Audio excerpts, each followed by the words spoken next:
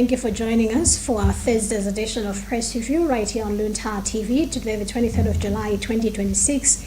It is yet another time where we take you through some of the stories that are appearing in our newspapers. And today with me, Thandi Mzmara. And of course, I'm not alone. I'm here with my colleague, Alison Banda. Good morning, Alison, once again. I'm good. I don't know. How about you? I'm all right. We are here with the program. We have been together from almost maybe 2 or 3 hours. Yes. We have been together. Ndeno kuona kuti kodanzatu alemba zotani atulankhana anzatu yes alemba kozotani mmapepala atsiku la lero ine ndadeka the Times ino I have the Nation newspaper with me. Chabwino. Should I go first or you want to go first? Ladies first. Okay, fine. Thank you so much. On the front page of the Nation newspaper, there's a headline here that reads, Glove Crisis Hits District Hospitals.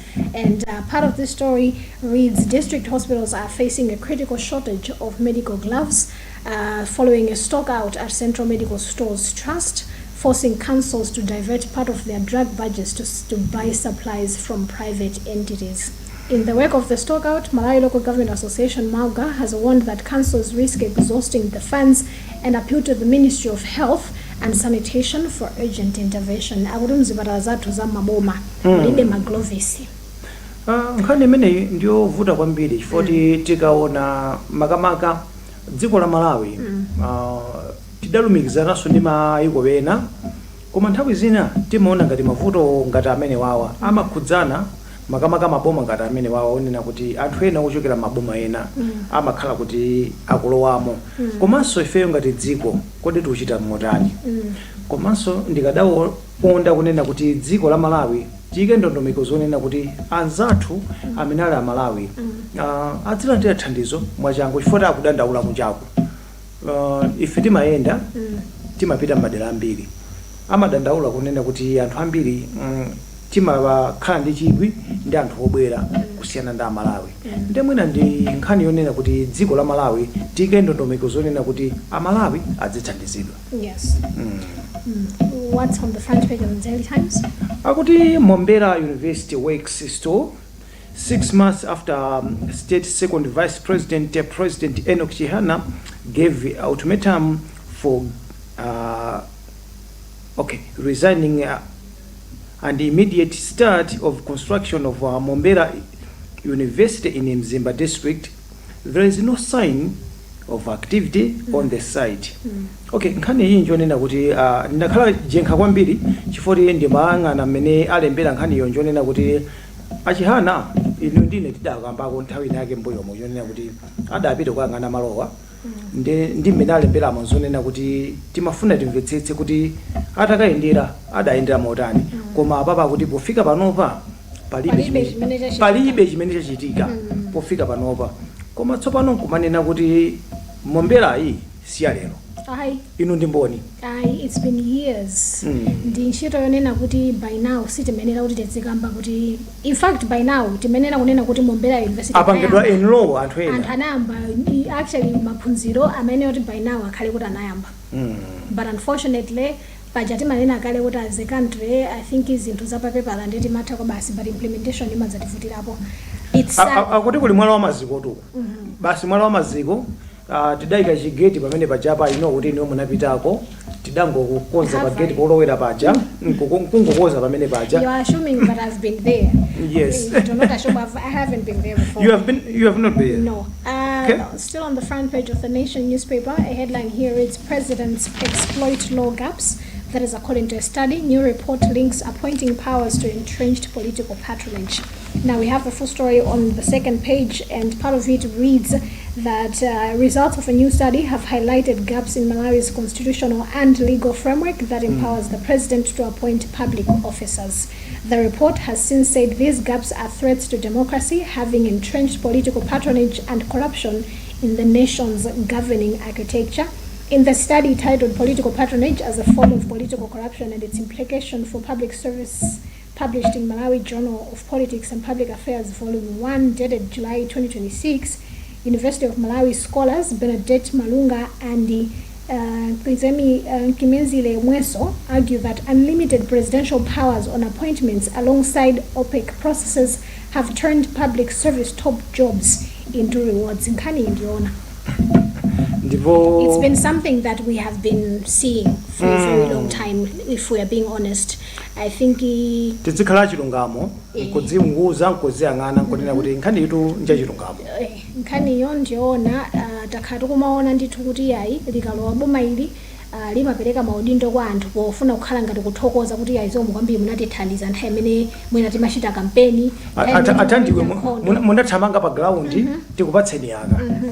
And unfortunately kawiri ndimakhala ndikumanena kunena kuti zimakhala zovuta ikafikano pa nkhani yonena kuti munthu amene wayikidwa pa position ina yake that maybe they don't qualify for kuti agwire ntchito zimatibwerezeresanso mbuyo ndoona ngati ntchito zachitukuko, because imagine you give Alison Banda kunena kuti okay iniyo takusankhani kuti akuti paluntha mayankhula kwambiri mukhale apart from that koma mwina takupasana udindo kuti mukhale nduna yoona zina zake you have no qualification whatsoever. In qualification yanu ndiyo khudzana ndi communications but even with Minister of Information inuyo by now, based on the experience that you have, you don't even qualify for that.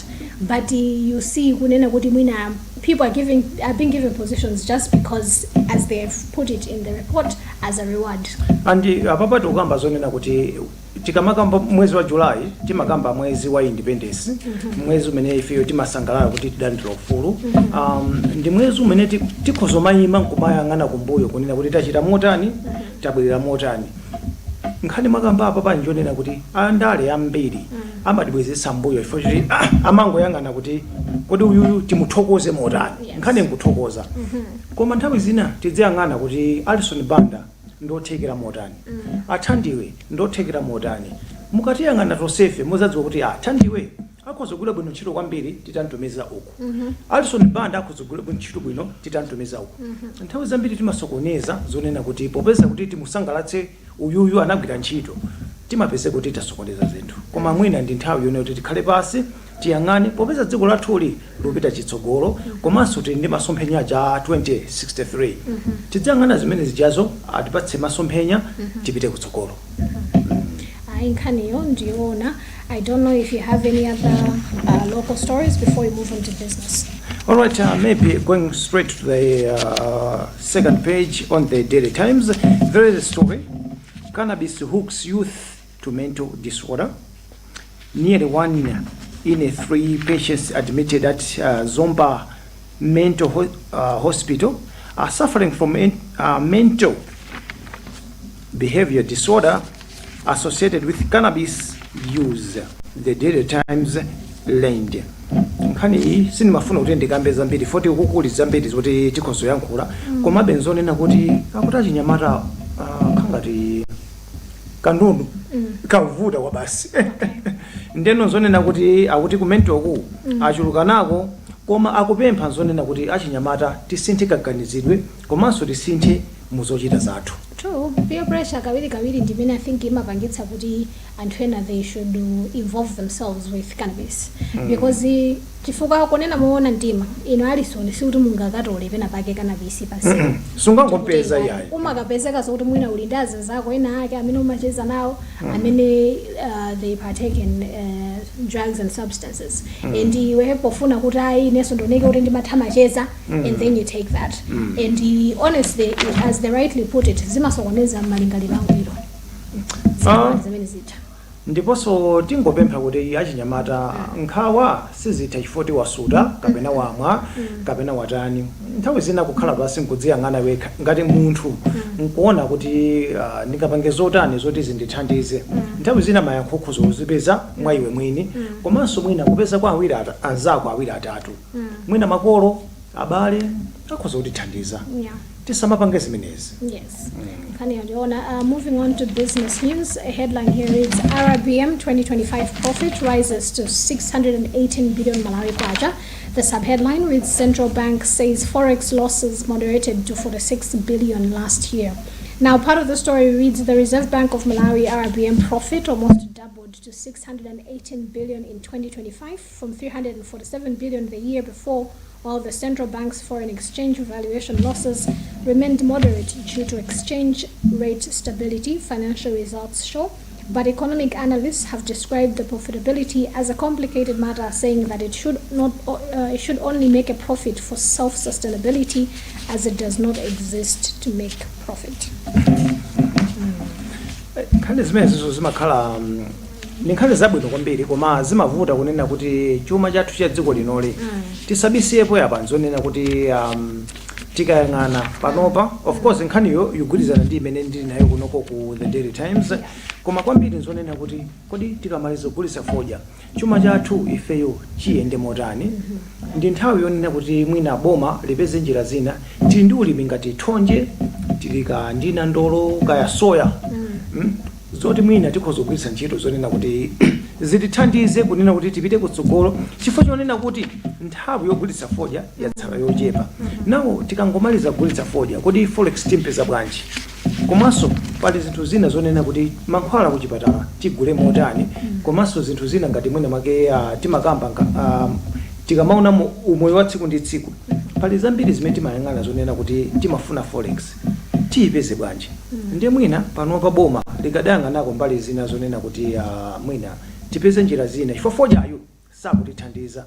Ndangokamba za fodyayo chifukwa kuti munakamba za forex. Yes. Tili mu period imene yonena kuti tugulitsa fodya, koma ngati sitipeza forex yokwanira tiyende bwanji ukafika December. Nkhani ili pamenepo nkhani ndiona. Before we move on to arts and culture, you have anything? No, chifukwa nkhani ndiyofanana. Yes. Let's go to the arts and culture. Okay. Going up to nkhani imene inafuta ndithu musamba mchezo to ndinaimva nthawi kambirana kuti runner up Navicha to represent Malawi at Miss World. Miss Malawi first runner up Irene Navicha will represent Malawi at the 2026 Miss World pageant scheduled for August in Vietnam, with the Miss Malawi organization justifying that her age and community advocacy work were among the factors considered in her selection. The decision leaves reigning Miss Malawi Tandi Chisi out of the international pageant, despite expectations that the title holder would traditionally compete on the global stage. Speaking in an interview, Miss Malawi Organization Public Relations Officer Stephen Ndala said they considered the requirements of Miss World, which focuses on contestants between the ages of 17 to 26 before settling for Navicha. Nkani meneyi inavuta kwambiri so much so that inaenda kwambiri. So much so that I remember EI and today anakhala ma specialist, ma activist osiyana pa Facebook before they became to understood later on ndi pamene screenshots of the recommendations amene amafunika specifically nkhani ya age ndi amene anazabwera afunika ndani apite ndani alinzoyeneleza zotani. Yes. Ndipo nkhani imene anthu anayankhula zambiri koma ndithokoze chinthu chimodzi chimene amene ali Miss Malawi wapakadali pano. Yes, Tandi anabwera poyera nkunena kuti ndikumpanga support yes, amene ali nzoyenelezazo. Yes. Iyeyo afike zaka 27 pamene zaka zimene zikufunika ndi 18 to 26. Yes, 18 to 26. Iyeyo afike 27 posaidwa bomba. Now sakhala qualified kunena kuti apite kumenewo. Ndi nkhani yonena kuti nthawi zina amalawi mwina tisadabwire pambalambanda nkuweruza anthu nkuyankhula zinthu mwina tizikhala pasi kumaluzukuta nkuyang'ana komanso nthawi zina ndimanena kuti kunyozana ndi mmene ifeyo timaonekera ndi mmene zilili sizimakhala zinthu zabwino. Sizimakhala bwino. We shouldn't always resort to bullying one another. Zikakhala kuti zinthu zimene zikuyendera siti kugwirizana nazo. And mwina let us try and do more in terms of making arguments based on facts. Chifukwa ma arguments amene anthu amapanga, they didn't have the facts. They didn't know why. And kwa iwo anapanga kale conclude to say oh no, decision hii yabwera facha za izi zakuti. And they didn't want to think to say it could be something else. Unfortunately, I think itafika poma khala ndi thamo lodabwisa pa social media. Yes, because pachizungu nene kuti audacity. Because kunena chilungamo mwana umene anthu amalankhula pa social media from comments. Si mwana onena kuti face to face ambira ngalankhule. And ineyo chimandipatsa chisoni chonena kuti tikuyankhula zonyozana kuntengera kuti uyu ndi Malawi nzathu. Yes.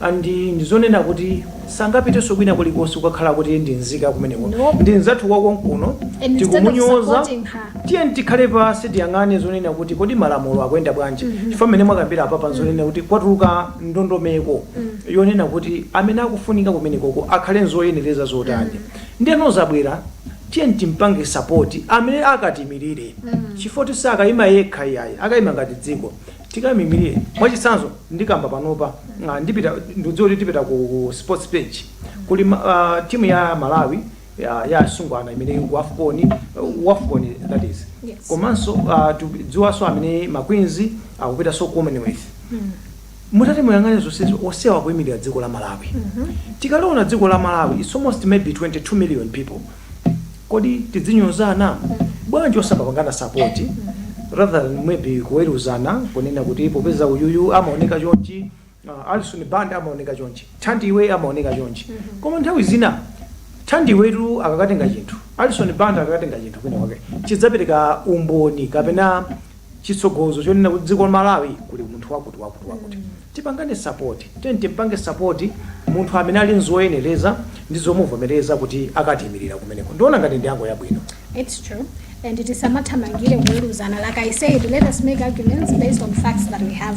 Chifukwa, you can't take back chibongo chimene ungamulankhule munthu. Ukamaza zindikira kuti nkhani ikuenda motere too late wamuyoza munthu. And like I've said, this person is going on the world stage representing Malawi.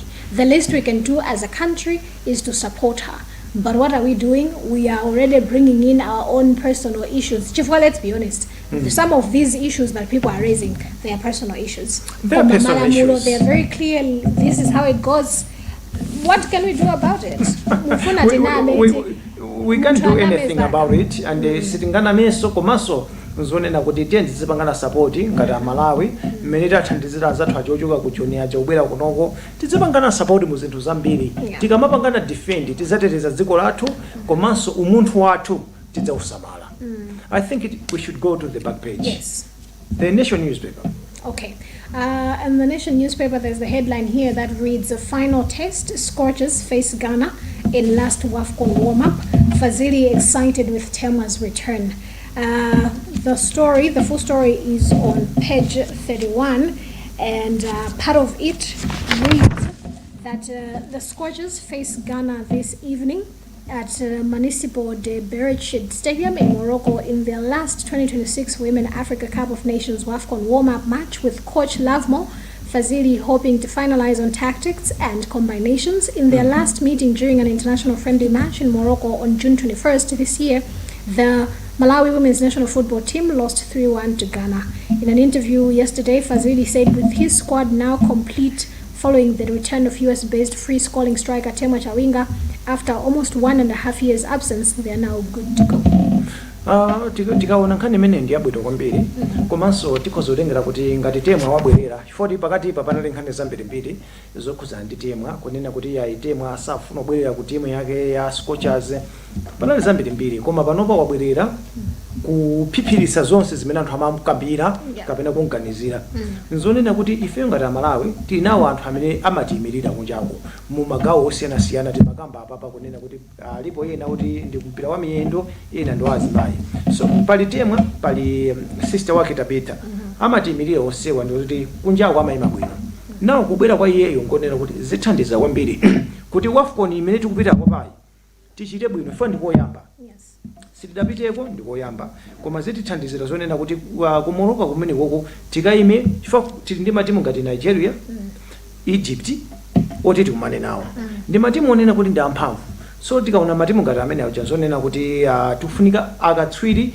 fatu tikamtenga Tabitha ndi Temwa amakhala mu top 5 yakuno ku Africa atsikana osewera mpira wa miyendo ndeno nzonena kuti kumene koko tikhale mchiyembekezo chonena kuti achite bwino komanso masewero opemana mphamvu amene wawa atithandizira kuti tikonze pena ndi pena for Ravmo Fazili tikudziwa kuti ampatsa aphunzitsi ena amene ngati ma technical directors oti akhale naye limodzi iyeyo timu ija waisunga nthawi yayitali komabe tinacho chiyembekezo chonena kuti kwafoni kumene koko tichite bwino ndinacho chiyembekezo kuti tichite bwino. I hope so too. The Scorchers are mad in and all I can say is that we wish them all the best.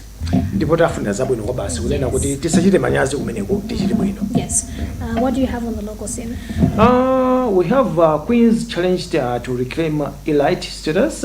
United Kingdom-based Malawian business leader have been challenged the Malawi national netball team, the Queens, to continue competing fearlessly against the world's top netball nations to reclaim their place among the top five. 4 business leaders, Rodrigue Katumba, Abdul Chazolokera, Chirwa, Sharif Kaunde, Managing Director of Immigration Services, Managing Director, Dusk. They have come together to help the Queens to make maybe their participation in the Commonwealth Games. Tikonakani mene nzonero awathandizira zonena kuti makwinzi apita ku Commonwealth Games kumene koko zonena kuti apati makamba za WAFCON komanso kukuti ndi makwinzi onena kuti timadziwa kale makwinzi ndo mukudziwa kale amanyamula mbendera amatimirira ndi anthu ena abwera poyera kunena kuti ayithandiza timu imene chiyonera kuti zimene zimafunika kuti akhale nazo azipeze ndino awapatsa zimene zozo poyambirira nena kuti 5 million based on allowances ndi zina zotero koma nkhani njonena kuti akuti kumene koko akafika afuna kuti abwezerese zonena kuti timakhala mu top 3 tifike kumene koko kodi tikwaniritsa ndi awapatsa zimene afunika kuti akhale nazo tiyangane kumeneko. Yes. Okay, I'm now moving on to international sports. I have one headline here is post-World Cup fatigue and injuries threaten Arsenal preps. Post-World Cup 2026 fatigue and injuries threaten to affect English Premier League champions Arsenal ahead of new season kickoff against newcomers Coventry on the 21st of August. An overall impact index of the World Cup conducted by Sky Sports mentioned Arsenal, Aston Villa and Manchester United among Premier League clubs most impacted by injuries and possible World Cup fatigue. Kuti injuries kulala kumene osewera komanso fatigue zikhoza kusokoneza my preparations rather English Premier League imene kwena yes Arsenal, Aston Villa and Manchester United as well. Mukaona matimu amene zonena kuti anafika mu zikulu zonena kuti zinandikana ndi World Cup. Yes. Nawo mukaona ngati ndingopereka isanzo ngati timu ya Arsenal. Timu ya Arsenal mukayangana kuti mukayangana ku France mukapezako maplayer Arsenal. Yes. Mukapita ku Spain mukapeza timu ya maplayer timu ya Arsenal. Mukapita ku England mukapeza matimu ya Arsenal. Komanso sikuti ndi player mmodzi, mwina ndi awiri atatu. Nawo nzonena kuti timu ya Arsenal inamwazika kwambiri ndi World Cup. Ndino akulera nkhawa zonena kuti kodi amene wawa apo nthawi yayitali bwanji chifukwa pakadali panopa tikudziwa kuti August yemweyo pano patili pa July. August yemweyo ligi kuyamba ndino zikuonetsa zonena kuti maplayer awa akhala ndi fatigue tinene kuti akhala ndi phuma lonena kuti sapuma nthawi yokwanira kuti akayambe kusewera matimu awo zimenenso zipereke mpungwepungwe kuti timu yawo yonena kuti mwina aonjezere osewera kapena adikire omwewa koma akadikira omwewa pali ena kuti akumana kale ndi mwina ali ndi matenda ena avulala kale. Yes, ndeno ndi nkhani yonena kuti ngati timu ya Arsenal mwachisanzo Manchester United ndi matimu ena onena kuti osewera awo anagwiritsidwa ntchito kwambiri. Manchester City anagwiritsa ntchito masewero osewera awo ambiri akhale pasi nkuyang'ana kunena kuti kodi tichite motani koma osewera awo ambiri sakhala ndi mphamvu kapena kuthekera mmene angatumikire timu yawo kutengera ndi mmene World Cup yayendera. Commando, we wish them all the best.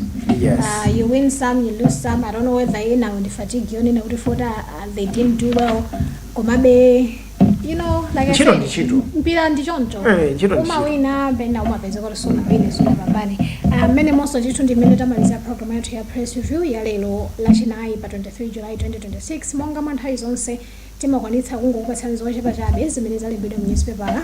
Ndiye inuyo chimene mungapange ndi kupeza newspaperazi pamene The Nation ili pamtengo wa 4,000 kwacha and the Daily Times should be at 6,000 Malawi kwacha. Kuchokera kwa ine Thandiwe Mzumara komanso mzangayo Alison Banda komanso tithokoze pamakina amenepo ya mekanika wayi kuonesetsa kuti tioneke komanso timveke mmene zikuchitikiramo. Inuyo pitirizani kuona mapulogalamu athu otsatira pano pa kanema wa Luntha. Mwakoma nonse.